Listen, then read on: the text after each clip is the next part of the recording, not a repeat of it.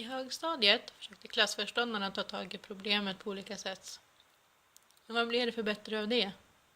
En situation som fortfarande brukar rycka upp på näthinnan är när vår biologilärare, tror det var biologi, sa till oss alla att idag blir det inte någon lektion för idag ska vi prata om en allvarlig situation som har hänt.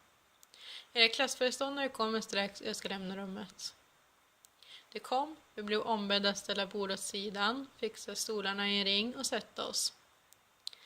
Jag hade på känn vad som komma skulle. Jag blev nervös, svettades och återigen fick jag den där klumpen i magen. Det här var en situation jag inte visste skulle hända. Jag visste inte vad som skulle ske. Jag hade inget försvar. Jag kände mig maktlös, för om det är det jag tror, hur gör jag då? Men den andra delen av min hjärna sa att nej, inte är det som du tror. Det kan lika gärna vara något annat. Mina klasskamrater var stojiga och stimmiga, glada och pratade om att det var skönt att slippa en lektion. Yes. De pratade med varandra och jag satt bara och var spänd i hela kroppen. Vad är det som händer? Klassföreståndarna uppmanade till tystnad och alla blev tysta. Ena klassföreståndaren, som var en hon, öppnade munnen och sen kom orden. Idag ska vi prata om mobbning och utsatthet. Det ingår i läroplanen. Och ni vet säkert vad det är. Men eftersom det finns en viss person här som känner sig utsatt så har vi valt att ta upp det med er. Just det där orden blev en smäll i magen. Alla visste ju vem den där vissa person var. Och jag fick plötsligt allas ögon på mig. Det var pinsamt, genant. Jag ville bara springa därifrån. Jag kände gråta och när strömmade ut ur mina ögon, men bet ihop. Jag bet mig i läppen. Jag blev genast ännu mindre och kröp ihop ännu mer på stolen. Jag blev högröd i ansiktet och fick stora svettningar under armarna. Jag inbillade att jag luktade illa och att alla nu kände det.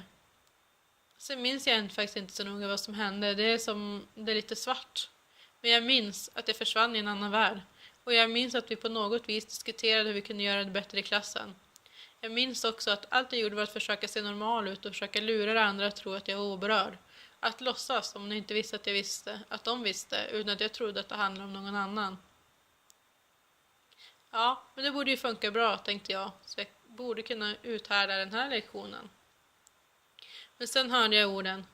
Det är nämligen så att det är Eleanor här som känner sig utsatt, och har hon fel i det så tycker jag vi pratar om det, och hon skulle erkänna där och då att det är gjort fel liksom. Jag blev helt matt. Jag kände tårarna bara kom. Bet mig i tungan. Sen fick alla ge en komplimang till mig. För att liksom öka min självkänsla, att säga att jag hade missuppfattat allt. Jag har tolkat deras beteenden och deras signaler. Det var liksom jag som måste ändra på mig. Komplimangerna var typ att jag var uppskattad av mina kamrater. Sen diskuterades hur jag skulle göra för att komma in i gemenskapen, hur andra uppfattade mig. Jag sprang till slut ifrån och grät, och det var första gången jag sprang ut från en lektion.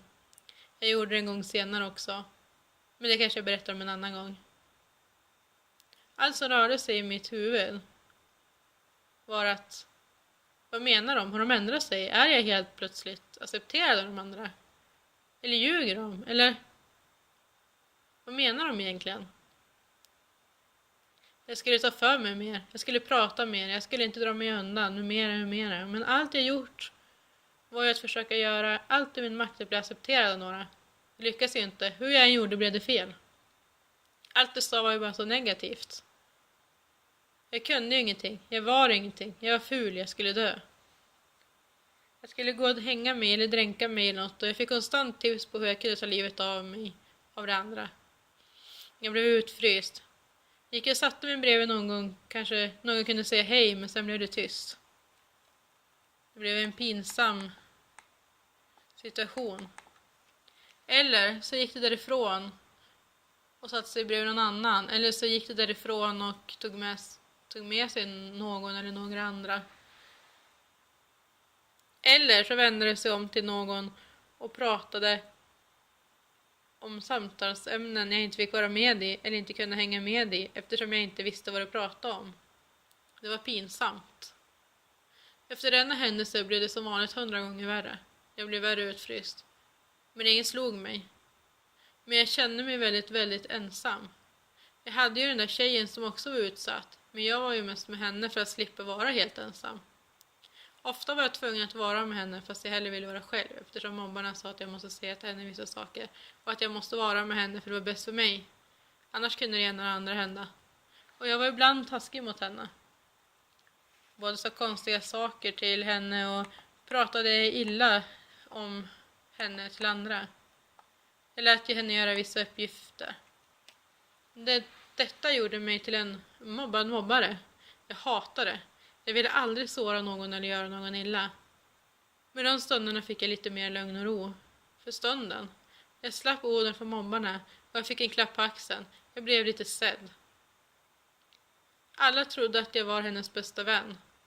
Att vi var bästa vänner. Men vi hade bara varandra. Sen var hon också taskig mot mig ibland. Och vi hängde efter skolan, men inte ofta på högstadiet. Men vi gjorde det som ett skydd. För att få en stunds lugn och ro.